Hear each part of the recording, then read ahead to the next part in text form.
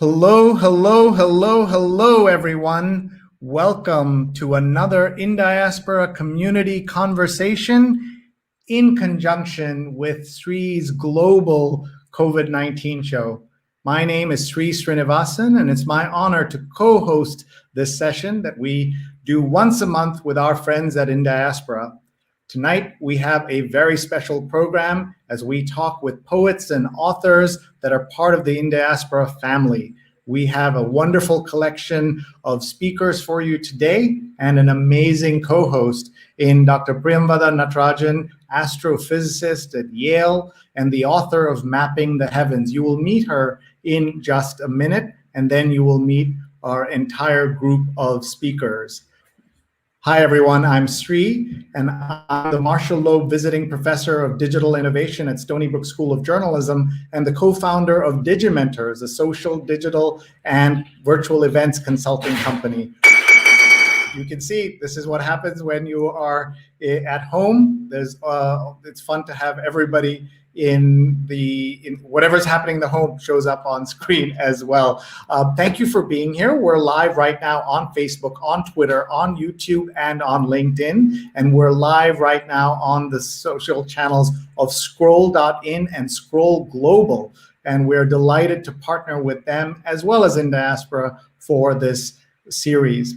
What we do in this series is get to know some of the amazing members at Indiaspora.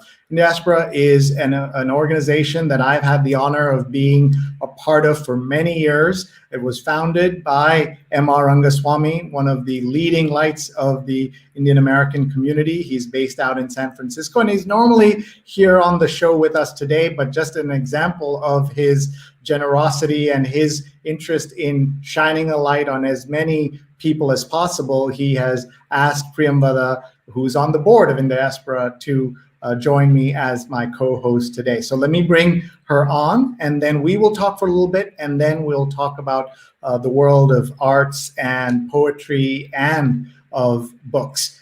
Folks, we'd love to hear from you. Tell us where you're watching from, where right now you can go into whatever platform you're in. Tell us where you are and how you're doing, and maybe even tell us a book you've read recently. We'd love to hear from you and to bring you into the conversation, which is one of the things we will be doing. But first, please say hi to Professor Priya Natarajan. Hi, Priya. Hi everyone. Hi, Sree. How are you? Great to have you here. My first question always, how are you? Where are you? And how have you been handling the whole pandemic? Well, I am actually locked down in Cambridge, Massachusetts in my apartment. I am as well as can be, I would say. And I just first want to say such a privilege to co-host with you. And as you know, I'm an ardent fan of yours. And it's remarkable how energetic you've been through this COVID. I mean, you are really inspiring. When you're asking me, how are you? I was going to say, well, I'm not working as hard as I would like to. Somehow I'm not as effective. I guess it's COVID, right? It's, but well, that's true for so much of everything that's going on. It's really hard. This is our 252nd episode. Unbelievable. Unbelievable. And we have learned so much, but one of the things we've learned is that everyone needs to take care of themselves and find time for things outside of work. Those of us lucky enough to work from our desks like this. I heard the term toxic productivity, and that really reflects on the kind of life many of us are leading and kind of nonstop. So finding time for the arts, finding time for literature, finding time for poetry is so important. And in our 250 episodes, we've done multiple episodes about poetry, so it's perfect that we can do one with Indiaspora tonight. Before we get started, do you want to just tell us a little bit about your work with Indiaspora and how you have been as inspired as I have to support and be part of this amazing organization started by MR? Yeah, so, it's really been an honor to be involved with Indiaspora from its conception. And I now have the additional privilege of serving on the board. It's been a real given me a sense of community that I did not have before, because, it gives me a sense of identity and sort of sense of family beyond just my professional sort of career family, which we all have. So we inhabit these many worlds, and Indiaspora gives me access and connections to a lot of wonderful people that I'm super grateful for. And in my day job, I'm an astrophysicist, and I work on the dark side of the universe, mapping dark matter and black holes. And one thing that has kept me, as I'm sure many of you, going during the pandemic are books and reading, right? So I think it's a real pleasure to have these wonderful authors who've written across genres talking to us today. And I myself have had the joy of writing one book. I'm also very invested in the public understanding of science, what it really means to be doing science, the practice of science. So I wrote a book a few years ago called Mapping the Heavens. And I still remember, Sree, that wonderful Facebook Live event that you did with me walking around the sunny streets of New Haven when the book was launched. Do you remember that? Oh, absolutely. That was so much fun that we got to do that. And we told your story and the journey of the book, which was so much fun and also so important that we could do that. I will say that everyone should know, it might be surprising to hear that we've got an astrophysicist on this issue in this episode about poetry and writing beyond scientific matters, because I've got to tell you, I know lots of people who are interested in the arts, but I know no scientist who's as interested in the arts as Priya. She is not just a leading voice in her field, but the amount of time and energy she spends in understanding museums and books and music, you'll be hard pressed to find people in the arts who are that dedicated. And I can tell you that from firsthand knowledge. When I worked at the Metropolitan Museum of Art, she would come there and she would know parts of the museum and parts of our exhibitions and parts of what we do there, or what I used to do there, better than many, in fact, most people. So I'm so glad that you are here with us tonight.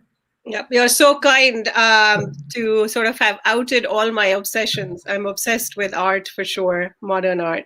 But anyway, without much further ado, I think we should invite on our panelists today. So Sree, who should we go for first? Shall we call? Well, let's bring them all on so that they know that we haven't forgotten about them. They've been backstage for a little bit, but we're happy to have them here with us. And we want to know where they are and how they're doing. And let's bring them all on and let's say hello. Let me just introduce everyone properly. Maya Ajmera is president and CEO for the Society for Science in the Public. She's a publisher of Science News and is an award-winning children's book author. Arun Kumar, chairman and CEO of KPMG India, is a poet and author of Mantram Beach. And VR Feroz is a senior vice president and head of SAP Engineering Academy, and is an award-winning author of Gifted and Grit, the Major Story.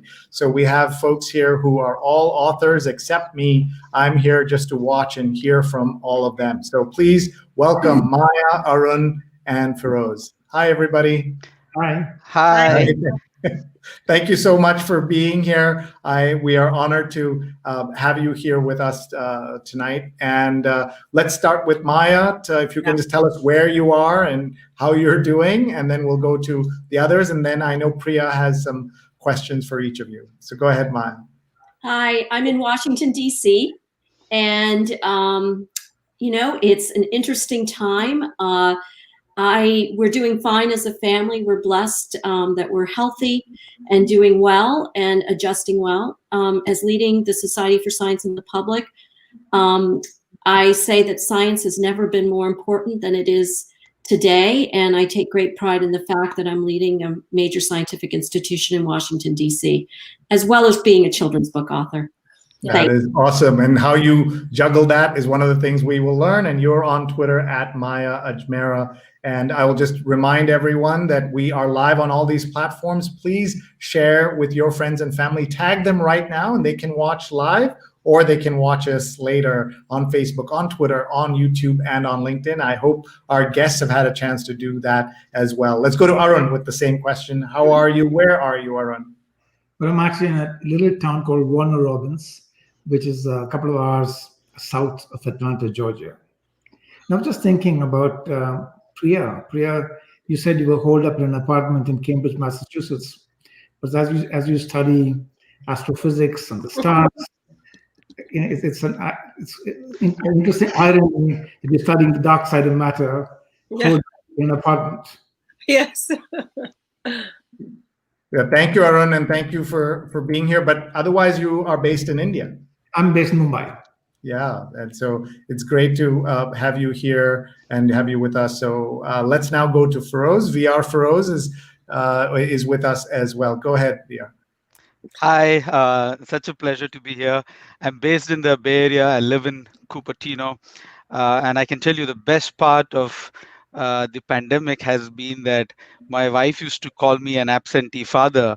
And now I'm a full-time father being at home. I think now she wants me to get out of the house, but unfortunately, she has to deal with me right now. So I am delighted. I've become a progressively better father during the pandemic times.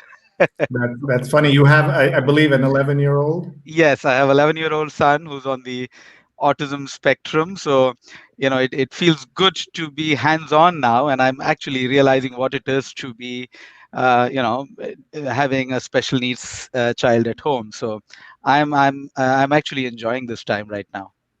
That's great. And if he joins us at some point, we'd love to totally fine. say hello. Yes. So I want to warn all the viewers. My son has been part of many keynotes and board meetings. So please forgive me if he jumps into the call. No, we'd love to have him.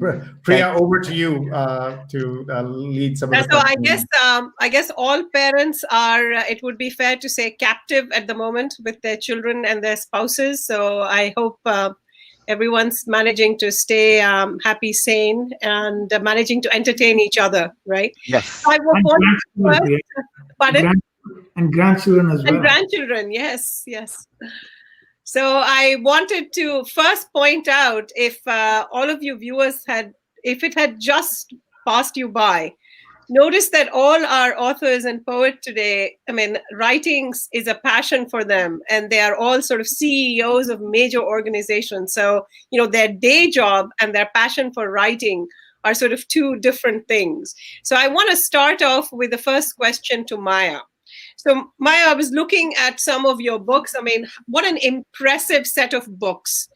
And, since my sinuses are clogged today, I was particularly interested in reading your book, Every Breath We Take, about air. And so I was curious about what got you started thinking about, children's books. I think they're very, very important in terms of scientific literacy, numerical literacy. And I was just curious what inspired you to get started. That's a great question. So there's two pieces to that. I grew up in Eastern North Carolina. My parents immigrated here. But in the library, I never saw books teaching me about kids around the world, even though I was able to travel with my father and mother, my dad being a physicist. And then the second part is after college, I had a fellowship that allowed me to travel to South and Southeast Asia. And I traveled all the way from Thailand to Pakistan for a year. And it was there that I started seeing similarities between kids and children. And I started thinking, how do we create children's books that really show the connectivity of children? So some of my first book was Children from Australia to Zimbabwe, a photographic journey from Australia to Zimbabwe. And it's gone from there. They're photo illustrated children's books, teaching kids about the similarities they share. And as you said, air is one of the similarities we all share around the world, and we need clean air. So literacy is absolutely core, but also seeing positive images of children from around the world. Growing up in Eastern North Carolina, people have a stereotypical image that, if you were from out of the United States, you were poor, you were impoverished, you had the big belly. I wanted to show the real beauty of children from around the world. And that's what these books tend to do, is show positive images of children with the real connectivity and similarities that they share.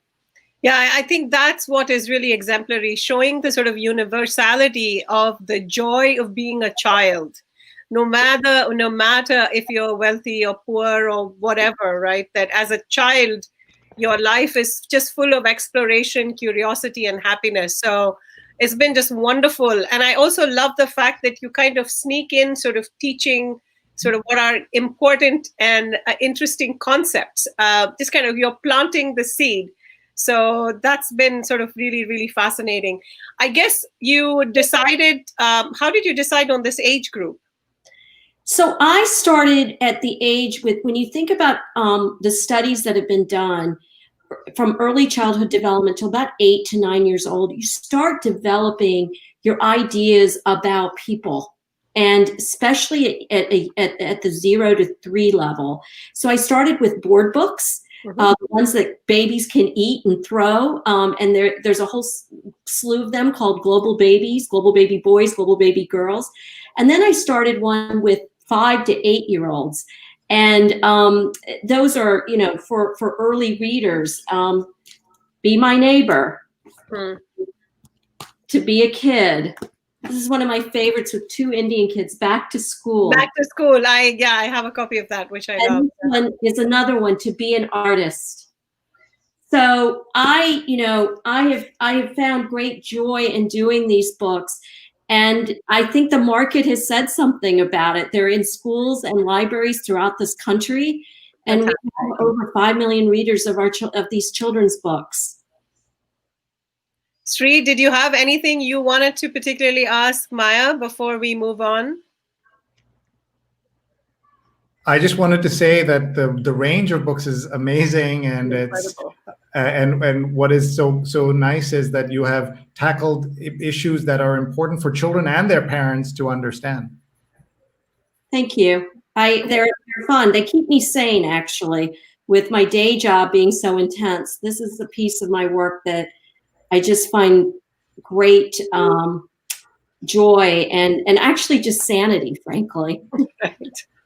Especially in the recent times, I guess, with the pandemic and everything as well. Yeah. Tell us what else we can find at mayaajmera.com. So if you hit my books, you can go and find all the books, but they're all on Amazon.com. And, on the side, it says books. Yep, I see it. If you hit that, you'll hit all the books that I've done. And have you partnered with anyone in India? Are they being marketed in India as well? I have a publisher, and they work on licensing and marketing and selling the rights. So I tend to stay out of that piece because Charles Bridges, who's part of Simon, I guess Random House, they do that work. So, but they need to be. I mean, I've seen one of the copies in India. This one is the most famous, Children from Australia to Zimbabwe.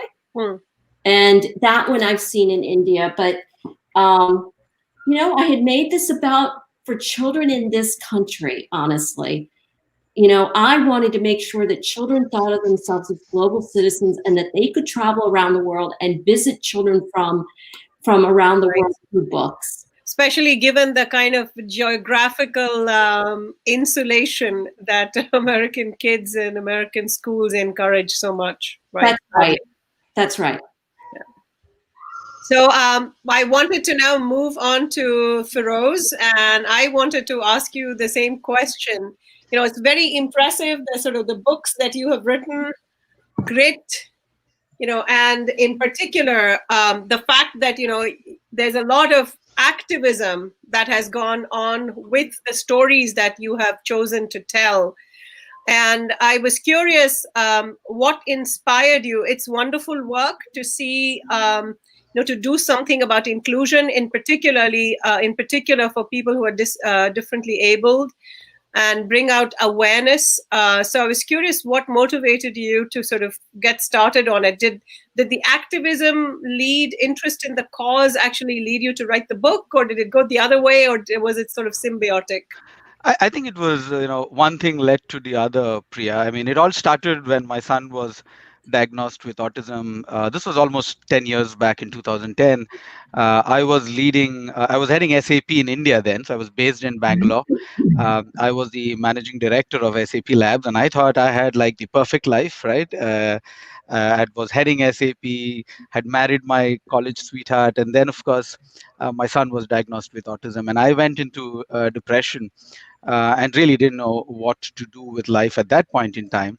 And there was one defining moment that actually changed my life when my mentor, Dr. Kiran Bedi, she called me and said, Feroz, why this radio silence? And, I said, I really broke down and said, I have, my son Vivan is diagnosed with autism. I really don't know what to do. And she said something that really changed my life. She said, most people spend their entire life not knowing what their purpose is. You're incredibly fortunate the purpose found you, right? Use your son's challenge as a stepping stone, not just to make a difference to his life, which as a parent you would Well, do. I mean, his challenge comes with gifts, right? I mean, Yes, as parents, I just want to yes, tell you that, yes, as a parent, you don't have that distance. yes, And I can tell you, yeah, after educating so many children of different kinds, I see them downstream, but it's so clear that, every kid, no matter how they are diagnosed or whatever, yeah, whatever their containers are diagnosed to be, every child is so gifted in its own special way. And most of us, some of us are very lucky that during this lifetime we figure out the gifts that we have been born with. And I think there are lots of people who don't have that chance. So I think, absolutely. it's just that I think when I was reading through your book, I realized that there's a way in which you talk about these challenges and these difficulties Yeah, as an opportunity to explore, facets of oneself, from how one reacts, when you have a loved one who is yeah, going through this challenge, and so so that sort of got you started on yeah, thinking about sort of changing, I guess, the way in which we view people who are absolutely, and in absolutely. particular, it must have been a challenge. I know things have been changing a lot, but I think 10 years ago it must not have been as It easy. is, yeah, it is incredibly hard. I mean, in India, disabilities is still seen as a taboo. People don't speak about it. And one of the reasons I wrote the book was to change that narrative. I mean, just to give you two data points, the World Health Organization says 15% of the world's population have some form of disabilities. In India, that percentage is 2%. Now that's just not possible, right? I mean, the world average is 15. How is it 2% in India? Because people don't disclose this, people don't speak Right. about it. And unless you speak about it, you're not going to change the narrative. And so one of the things I wanted to do was to really write books in a form that you celebrate people's challenges. And that's why I wrote Gifted, which is Yeah. basically the stories of people with disabilities. Really celebrate them for who they are. And I realized that it's actually pretty viable because everybody loves to see an unsung hero. Everybody loves to see an underdog win. And both Gifted and Grit are stories of people who followed that hero's journey, right? Of really struggling and then coming back and winning eventually. So that's what I wanted to do. I wanted to use the books as a way to tell stories of people with disabilities. And I think you really succeeded in showing us that, role models come in all kinds of shapes and forms, and can really help us expand our view. And I think one of the things that I found very interesting about your book is that, this sort of this challenging this idea of normal and Yeah, abnormal.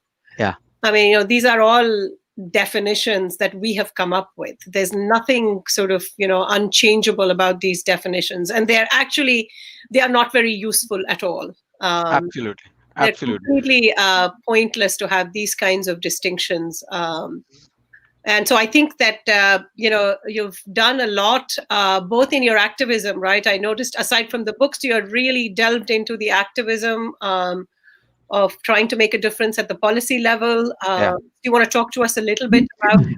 Yeah, I think when I got involved in the disability space, I was a novice, and I think there's a lot to do there. But it is a multi-layered, multi-dimensional, complex problem that we are dealing with, especially in India. I'm able to compare what is happening in the US and what's happening in India, and I think India is at least 30 years behind the US. So there's a lot of work that needs to be done, both at a policy level, at an education level, at employment. I think there are multifaceted issues, and that's how I started my own foundation called the India Inclusion Foundation, to really look at all the aspects of disabilities that can, hopefully change and move the needle significantly in India. And for me, the only way to do that is by telling stories. I mean, that's the only medium. And I thought writing about disabilities, we are also now working on a documentary around disability. So I think all these various forms of storytelling has to be used to be able to change the narrative. It is a complex process. It will take time, and so we just have to be with it for a very, very long period of time. So it's been 10 years that I've been in this space, and I think this is a mission for life. Right, but I think you have some very strong and powerful allies, right? I mean, you had Amir Khan with his Taar Zameen Par, which I think really caused a sort of a seismic shift in attitudes. So yeah, no, that's absolutely wonderful. So Sree, did you want to interrogate Feroz on his? I just wanted to say it's terrific to see that you're able to bring the importance of understanding disabilities to forget India and America, just in the Indian community. The way that people with different who are differently abled are treated is something that I think needs more attention and more inspiration. And also amazing that you got Nasruddin Shah to write your foreword to your book. Thank you. No, I mean, I think there's a lot of good work happening, but I think the number one challenge that I realized, Sree, is that people just don't know that people with disabilities are the largest minority in the world. It's just people don't view it that way. People always think disabilities happen to somebody else. It's like cancer, right? Cancer always happens to somebody else until it happens to you. It's the same thing. 15% of the world's population is disabled, and I always say everybody is going to get disabled at some point in time, right? So it's important to deal with it in our day-to-day conversation. So it is an important topic, and I got kind of involved in it because of my own personal challenges. But I think there is a need to put the spotlight on the topic because, as I said, it's the largest minority in the world. Might I ask Feroz a question? Feroz, yes, sir. First of all, it's great to see you. Thank you, sir. So really, thank you, sir. So inspired by what you're doing, Feroz. Are you connected with the cadre? What Vijay Raghavan is doing in Kerala? Yes. He's one of the advisors on the India Inclusion Foundation, and we work very closely. In fact, every time he's in the US, we catch up, and he's doing some amazing work too. Yes.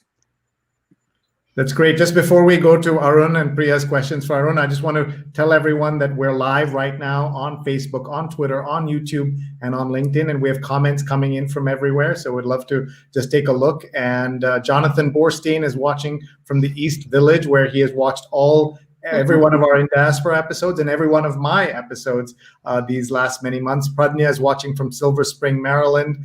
Pradnya is also tagging her friends. She's amazing at this. Please tag your friends. They can watch live or later. We have Raka Mukherjee says hello, and we have Mansi watching as well. And lots of folks are tagging and sharing from near Washington. Interesting topic. Just great to have everyone here. Our friends at Indiaspora are tweeting and sharing as well. So please take a look at that. Stefan Kaplan's watching from Chile, Ramsey, New Jersey. Hope everyone is well. Santosh Kumar says this is great. Diana is watching from the Bay Area. A great show. Stay safe, stay home, wear a mask. Absolutely important for all of us. Yeah. Diana is a former guest on this show. She runs comms for the San Mateo County Health System. And so she knows the importance of getting accurate health information out. I know a passion of Priya's and of course of Maya as well, the importance of getting the right scientific information out there. Charles and Mary are watching from New Jersey. Great to have you. Charles, the former guest on this show. Ashok is watching from Kerala. And hello, Ashok. Thanks for joining us. And Nirja Mattu says, great work, Feroz. I am involved with the physically challenged people, and yes, they need to be celebrated. So thank you, Nirja, for sharing that as well. And Pradnya says hi to Maya. So much going on here. So I'm going to now hand this over to Priya and Arun for a couple of minutes here. Right. Arun, so where do I start? I love your poetry. I love your writing. I love your storytelling. And I have a confession to make that when I was very young, I published a small collection of poems. And then I realized that there are so many people who have much more beautiful sort of lyrical ways of expressing myself that I am better off as a reader than a writer of poetry. I am particularly taken by the visual power of your writing. So I was very curious, aside from knowing how you got started writing, as to the process. Very intrigued, because when I read your poems, I see places real and imagined. I mean, that is how vivid and visual your writing is. So I was very curious to hear more about it. Well, first of all, I have to tell you, when I was young, what I might have wanted to be is an astrophysicist.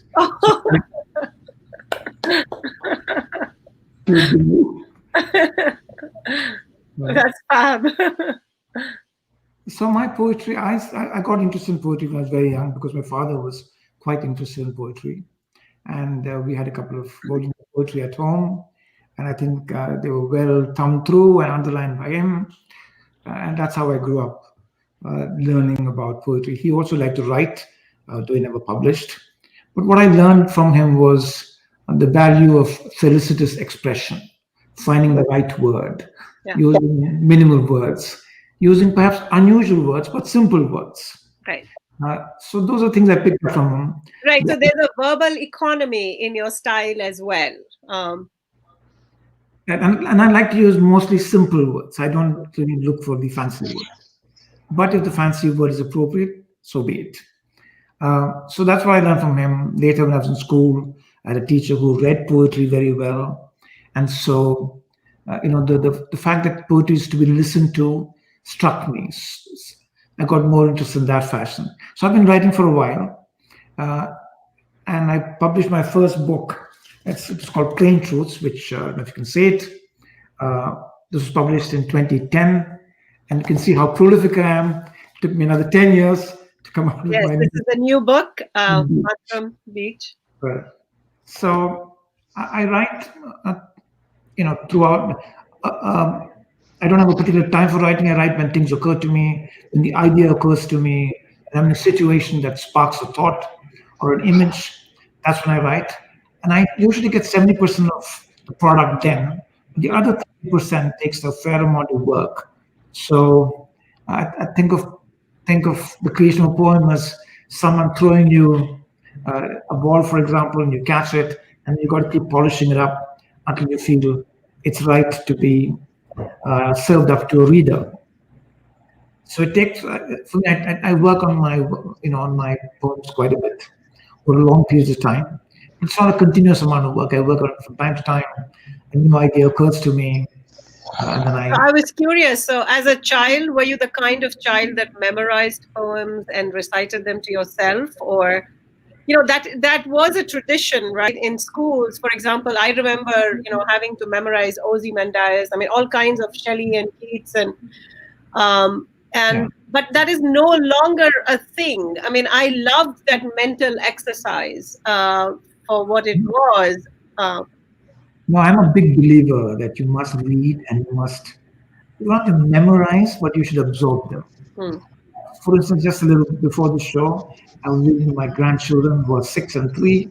I was reading Lewis Carroll's Crocodile. I was reading Michelle Silverstein to them. And I could see that they were getting it. Right. And 6 and 3. But I think, it's a good idea to develop a year for poetry, for words, fairly early, I think. So just like you learn mathematics and you learn the patterns of mathematics, why would you not want to learn the patterns of the words? Patterns of how things are put together, and get interested in writing. So the thing with writing is that it's not just about poetry, but people, you can either write poetry well or write it badly, you can write prose well or write it badly. The issue is to train people to think, or children or young adults, think about how to write well, whether it's prose or it's poetry. And I've found in my working life, writing is not actually taught. People haven't gone through learning how to write. Mm-hmm. Yeah. So I'm sure you probably find that. Yeah, we find this in science as well. When students have to be taught how to write their first papers. And I think there is a sort of a clarity of mind that you need before you can start writing. And having practiced with that, really helps. As you said, if you're exposed to, say, reading poetry as a young child, you start paying attention to construction, to, not like it's a grammar lesson as such, but it's sort of an inspiring thing that you start processing in the back of your mind. And you begin to intuit what sounds good, what doesn't sound good, what sounds ordinary, what sounds extraordinary, right? These are things that you have to learn to intuit. Can I just... Yeah, please, go ahead, Sree. Can I just say this must be the only book of poetry in the world that has on its cover a testimonial and a blurb from Satya Nadella, the CEO of Microsoft, who says, "I felt a kinship between coding and poetry. The elegance and economy essential to both are the hallmarks of Arun's poetry." And he reminds us that the eyes and ears of a poet can enrich business and government leadership. What an incredible thing to get from one of the world's great CEOs and world leaders, and to have that there. Just blown away to see it there. And a CEO who's serious about poetry. That's right. Right from values it. Values it. Talking about. Yeah. So, Arun, I was curious, how do you manage? When do you sneak time to write? You said that you don't necessarily have a routine, but are you the kind of poet who has a little notepad and a pen or pencil and you are kind of jotting things all the time? Or are there inspired moments? Because, your day job, I believe, is rather consuming. Yeah, definitely. No, I wish I was that, I'm not that productive in terms of having a notebook, writing stuff down. I think of it as carrying a camera around, a verbal camera in one's brain. So like when you have a camera and you capture a moment, I just try to capture those moments. And really, if you look at all my poems, they're some kind of moment captured somewhere. That's right. And that moment then allows one to pivot backward or forward in time or in space. And that's kind of the root of what I try to do. And it's mostly about pretty ordinary things. It's about sitting at an airport, watching people, things occurring to you. It's and the way I'd like to think about it is about trying to see the unusual in the usual. Yeah, and the sort of the extraordinary in the ordinary day-to-day lived life. Yeah. And in a way that can be accessed, that people can relate to and say, I see that, I get it. Yeah. Okay, so I wanted, Sree, did you want to join back in? And I thought at this point we could all sort of have a conversation. And I thought, one place that I wanted to start and maybe draw Maya in is, at some level, what we have been seeing is, the provisional nature of science, the fact that you figure things out and what we know is best to date. As it's a feature of science that is very hard for the public to understand. And the COVID has actually given us all a ringside seat to see how science really works. And I was curious whether, how you feel about how science is taught in schools and, sort of the pedagogical side. I was curious, especially given your sort of day job as well, where do you think things can shift, or well, they ought to shift at any rate? So I think STEM education in the public school system in this country is abysmal. And I'm truly convinced that... And STEAM, right? STEAM, STEM and STEAM, both, yeah. Yeah, science, technology, mathematics, engineering, arts. But I mean, there just aren't enough science teachers in the schools. We also don't teach critical thinking in science and project-based learning. I think the other thing that we're really missing is this idea of being able to explore and being able to really tinker. I have been in school systems in this country where textbooks are 25 years old, science textbooks that kids are using. And I am truly convinced that 50% of this country that don't believe in wearing masks and don't understand the science of life, I just wonder, what was their science education like? Like, what were they learning? Did they understand the scientific hypothesis of how you think about science and experimentation? None of it. And that is really bothersome. And I think we're in for a really harsh time in this country, because if we do not invest in extraordinary STEM education in this country will be very left behind. Well, yeah, I mean, especially in light of the fact that we live in an increasingly technological world, right? Yeah. That's the other piece, is that broadband internet should be a human right in this country. Yeah. When you see kids are sitting in a parking lot somewhere so they can get a hotspot, and they can't do their homework because they don't have that wireless capability, or they're too poor, that is actually a travesty. It's like electricity to me, what internet connectivity is. Yeah. We need electricity to live. We need internet connectivity to live in this day and age. It's kind of appalling, right? It's really kind of appalling, the kinds of obstacles that we put through. But, I wanted to pivot back to Arun and Feroz. How does your passion for writing and what you write, how has that ricocheted into your day job? And how has that given you an edge in some way? Not that I'm recommending that, in order to get an edge, people have to go look for a cause, but I wonder, how do you see it enriching what you end up doing as your professional mainstay activity?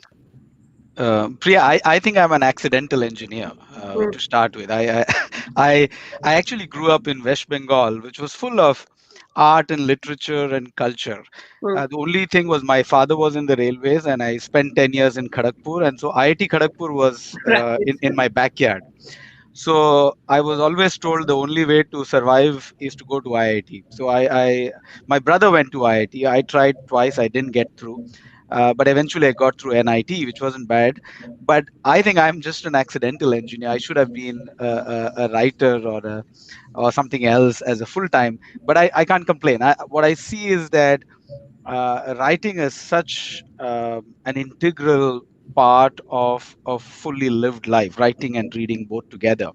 And I write a regular column. I do at least 2 to 3 columns a month. So writing is kind of part of me right now. And I think it's just made me a better professional, a much more holistic and complete professional. In fact, what I really feel missing today, and I had a great conversation with Shekhar Kapoor, who is the director of Film and Television Institute and a very famous movie director, and he said something very profound. He said the biggest challenges are best engineers are not good storytellers.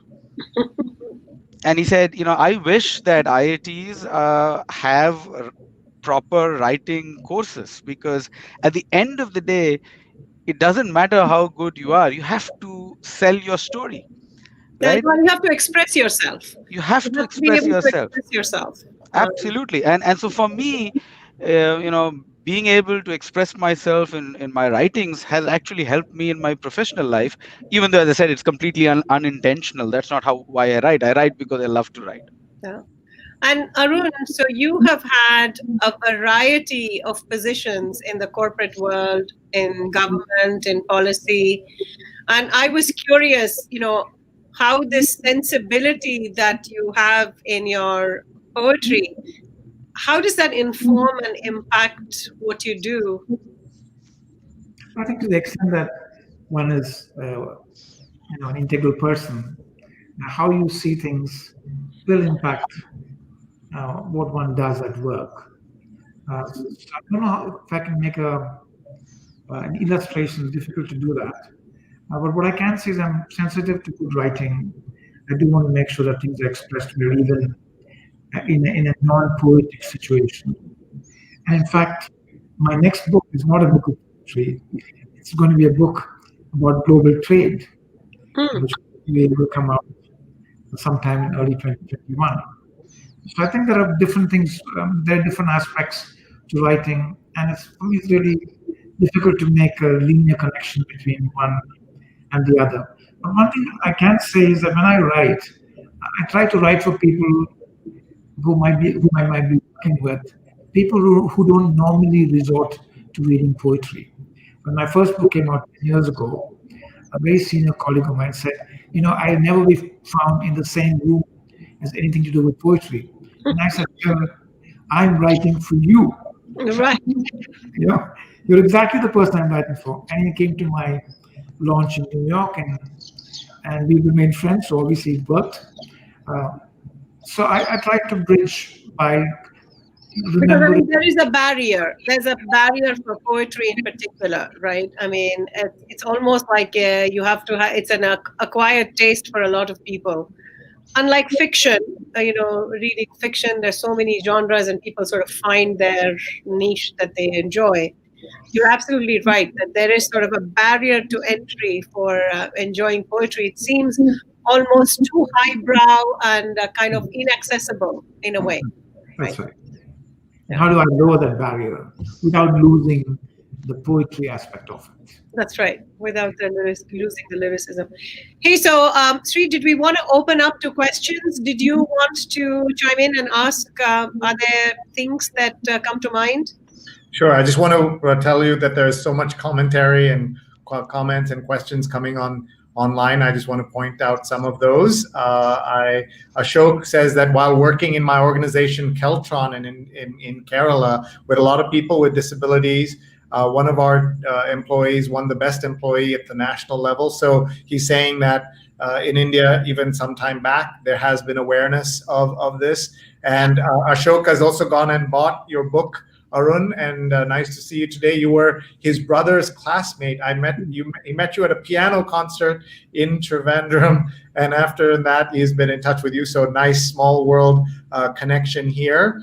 And Courtney says, hi, everyone, logging in from Tucson, Arizona. Happy to be here. Thirlok Malik, who's a director and filmmaker, says, hello, everyone, is watching from New York. And great to just have all of you here. And I have to say, being the non-science major here, listening to you folks talk about the value of science and then connecting it with the value of arts. Absolutely. I think something that into many audiences, to many cultures, the emphasis is on STEM now. You're told if you don't do coding, you're not going to get a job, you're not going to survive, kind of thing. So to hear scientists talk about that, I think, is kind of refreshing and helpful for families to understand that it's not to have someone like Satya say, we need poets as well, we need designers. Steve Jobs used to talk about this as well, that we need that mix. So I'd love to hear others kind of talk about that as well. And look what Courtney is doing. She's tagged Terry saying, I think you'd like this conversation. Everybody, please do that. And please hit share, retweet. We have about another 10 minutes or so left. Time's gone so quickly. But I'll hand this back to Priya as well. Yeah, so I think, very nicely put, Sree. I think especially for parents who have young children who are trying to figure out, paths to pursue in their life. I think, sort of an integrated sort of education that involves the arts and sciences and mathematics is really, really critical. Because I really think that what our life and our education is about is the developing of a personal sense of aesthetics along with competencies and skills. And you need this sort of exposure to the arts for every human being to develop their own sense of aesthetics. And I think we bring that personal sense of aesthetics to whatever we do. And increasingly, that original imaginative part is very crucial, no matter even if you are going to make a living as an ace coder. I find that these are sort of an aesthetic, that kind of personal aesthetic is like a real touchstone to kind of harness one's own talents. I'm happy for any of you, Arun, Maya, or Feroz, to chime in to really talk about whether, because you are real exemplars of interdisciplinary interests, and I think I am constantly stressing that both at my university and elsewhere, that what we really need is a cross-disciplinary education and an appreciation. These disciplines are kind of, again, containers that we have created. I can imagine, I often say this, in like 20 years from now, universities are really not going to have departments. They're going to have nodes. They're going to have places where many different fields will intersect. Because, the complexity of the world that we live in, the problems that challenge us, they are so multidimensional and multifaceted that we need like these combinations of skills and perspectives, different lenses. All these disciplines are basically different lenses that you look through. Yeah. The world. Yeah. So I say to young people in high school, you need to grow up to become ruthless interdisciplinarians. That's a great advice. Ruthless. I say integrate engineering with chemistry, with public policy, music, mathematics, yes, art. Yeah.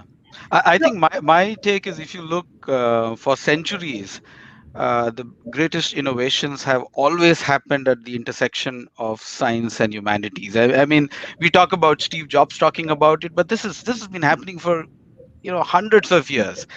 Renaissance happened because the Medici family got the best architects, scientists, bankers, everybody to Florence, and that's how the Renaissance happened. I mean, this has happened for hundreds of years. This is nothing new. I think we've just the whole idea of specialization, I think, has been stretched too far. Right? We assume that you have to be just the best at one thing, but that doesn't make you a complete human being. That doesn't make you a well-rounded person. So I think the intersection of science and humanities is at the core of any form of breakthrough change that is going to happen, and it just makes you a much more fully evolved person, if nothing else. Right. So, and Arun, you've had vast experience kind of recruiting and working with people across cultures, companies, and so on. And I was curious about your take on sort of this, crossing disciplines and these sort of, the so-called, this very infamous artificial distinction that C.P. Snow came up with, these two cultures or whatever.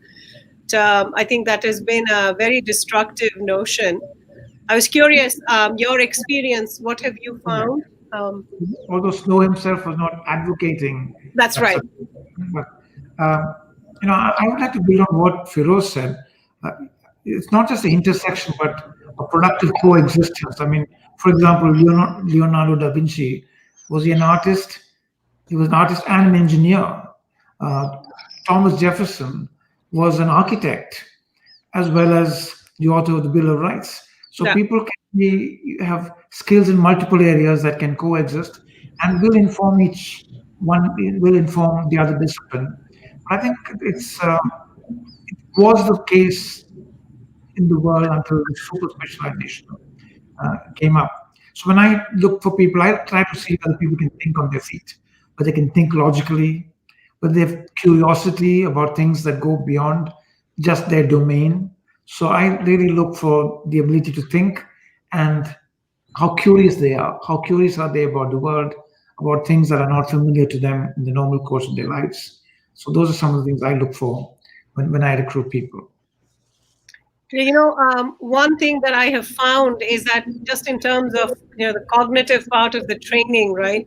So mathematics and science gives you a sense of order and gives you a sense of of completion and the assigning truth value to things. I mean, is 2 + 2 4 and so on. You understand that, and I think what the humanities gives you is the kind of complexity, the ability to live with ambiguity, to have no resolution. So they are the kinds of big challenging questions that you deal with. They don't necessarily have one right answer. And I think the problems that we face in the world are really a combination of these two kinds of facets. So all our kids, and I know Sree's like, I think, Durga and Krishna, Priya's talked to Durga and Krishna. He has these two lovely twins who are, I don't know if we should out them as, should I out them and say they're applying to college this year? So, we're all talking about education and what they should be getting out of it and so on. I think a lot of us have, young children in our lives, and we're trying to figure out, what is it that they need to pay attention to, right, Sree? I think you're right. This is one of the things that so many people are dealing with. But I'd love to kind of, as we wrap up here, have each of our guests, including you, Priya, kind of reflect on the conversation we've had, and also what have you learned about yourself during COVID that you might either use in your work in some way or in your writing in some way. And also, if you can, because we've had multiple people who are always asking this, inspiration, advice for people who want to write books and have found only stumbling blocks in their way, or have had issues that have kept them from from succeeding. So we'll go to Maya, Feroz, Arun, and then Priya. So Maya, to you. Well, I would just say if you want to become a writer, my advice, and it's pretty simple, put the words on paper and just do it. And when it may seem very intimidating, it's like a blank canvas, right? When you put paint on it, it's terrifying. But once you put the words on paper, it just will flow and just keep at it. And what have I learned today? What I've learned from each one of you is just the extraordinary, how wide the humanities is, and just how we integrate our gifts with our daily lives, and the gift of art, frankly. And I will end with saying that I believe that it keeps you sane. I really do. That I believe, for me, writing children's books has kept me sane in the ability to continue, right, on this extraordinary journey that we're on. And it allows me to dream, to dream about the future and what it can and the possibility. So thank you. Well, how beautiful was that? Our guest is Maya Ajmera. She's at Maya Ajmera on Twitter, president and CEO of the Society for Science and the Public, and the publisher of Science News. And you can find her books at Maya Ajmera, her website.com. And please check out the books. She has more than 5 million readers, books from age 3 onward. So you'll find something appropriate for that holiday gift giving if you check out her book. So thank you very much for joining us, Maya. And over to you, Feroz. Just to remind you, the question is advice for people who want to become writers.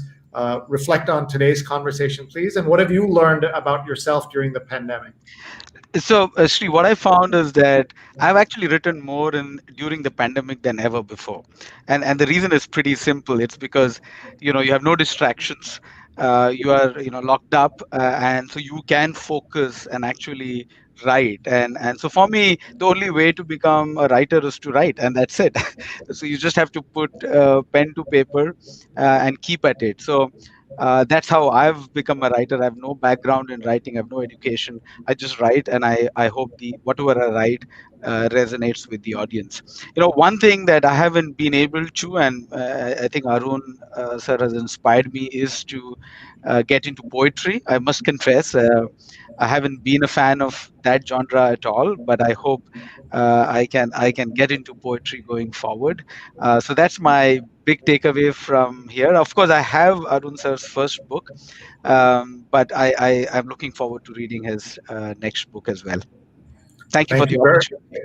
Thank you. VR Feroz is Senior Vice President and Head of SAP Engineering Academy and the award-winning author of Gifted and the book Grit about India's first Blade Runner. And really great to have you with us, Feroz. Thank you for your time. You're at VR Feroz so that folks can check you out on Twitter. Thanks very much. Let's go to Arun. So I would say that the COVID time, it's a sobering time because it reminds us all of our mortality. I've had colleagues whose parents passed away. I've had friends who passed away. And when it happens on this frequency and scale, it's a big reminder of mortality. And if you're a writer, I think it's very important that you put that, as Maya was saying, you said, you got to put that down and just get on with it and get something completed. So to me, I think the biggest lesson of COVID is, our time, everybody's time is limited. It comes to you quite dramatically at a time like this. So whatever things you wanted to accomplish, get done. People you want to be good to, people you want to say thank you to, all that, just get it done. You just really should get it done. So that's a very sobering thought on which I should conclude this piece. But for writers, there's a book, Bird by Bird by Anne Lamott, which I would strongly recommend. For everybody who wants to write or finish something in writing, pick up Anne Lamott's book, Bird by Bird. Awesome. Thank you. Arun Kumar is one of our guests tonight, and he is one of India's leading business executives, the chairman and CEO of KPMG India, and the author of the book Mantram Beach. You can find him on Twitter, Arun MKU, and please follow him there as well. And thank you very much, Arun, for joining us. We're going to go to Priya in just a minute. We have lots of comments coming in and people saying hello. I liked that Courtney picked out ruthless disciplinarians. That was one of the phrases. And writing keeps me sane, says Maya Ajmera, shares what writing means for her. Ashok says, love the conversations today. Thank you for making his day, Ashok says. To be fair, it's very early in the morning, so if we've already taken the day, he should just take the day off. After that. And Ashok is asking, name of that book again, please, Arun, the one you just mentioned. Bird by Bird by Anne Lamott. Thank you very much. And let's go to Priya for her response to those three questions. Yeah, so I think normally I'm sort of, because I work on the sort of exotica of the universe, I'm kind of really detached from reality. And I actually enjoy that feeling because I feel the world is too messy for me. It's so unequal and unfair and all of that, right? That I'm off there somewhere in space, trying to touch these things that are not touchable, things that are the limit of our knowledge, pushing myself. But I think what COVID really brought me down to ground, it kind of made me really grounded me in sort of the gritty reality. And, and I often write because I think I have this I bring a sort of a cosmic perspective to things I do. I always felt, I would write very easily that, one thing that a cosmologist can bring to any problem is understanding how we as humans are simultaneously very insignificant in the grand scheme of the cosmos, and yet very significant because of how much we have learned about the cosmos, our ability to change and transform our environment. I mean, we are very, very powerful in terms of what we can do for the earth, for example, whether we are good stewards or not of the earth. And I think, it all sort of was brought home to me in, I write about this, but I think, just seeing, as Arun mentioned, just seeing the numbers, I've been watching TV and seeing the number of infections, the number of people hospitalized, number of people who've died, just with this tiny little virus that has brought us all down onto our knees. it's been really, really grounding. And the question of why I write, I find that I am working on a book, and I'm working on a rather grand book, trying to subvert Thomas Kuhn's idea of a paradigm shift, because I think he didn't quite capture how science works and how change and progress happen in science. I write because I feel compelled to write. There's, it's a part of my mind. I bring there's a certain kind of curiosity that I have that seems completely intellectually insatiable, and it goes in all which directions. It's not restricted only to dark matter and black holes. Anything I go into, I want to explore. And I find that writing is often a way that I find for my working through and understanding something conceptually. And I'm really after that. I'm after clarity, because I find that the most complicated things that in the universe, broadly speaking, are actually quite simple if we can get to that level of clarity. And for this conversation, I just think it's been absolutely wonderful to see the various things that propel us and inspire each of us who are doing completely different things. To say nothing, Sree is going on and on about, it's time you wrote a book, don't you think? I told somebody my goal was to be in the acknowledgements of lots of books, not to be an author myself. But thank you. That's very, very well, kind. I mean, your wife has written this wonderful book. Yes, wife, Sani Krishnan has written a wonderful book. So I think, well, you should think about it, right? No, thank you. And Priya, thank you so much for leading this conversation and for being here with us today.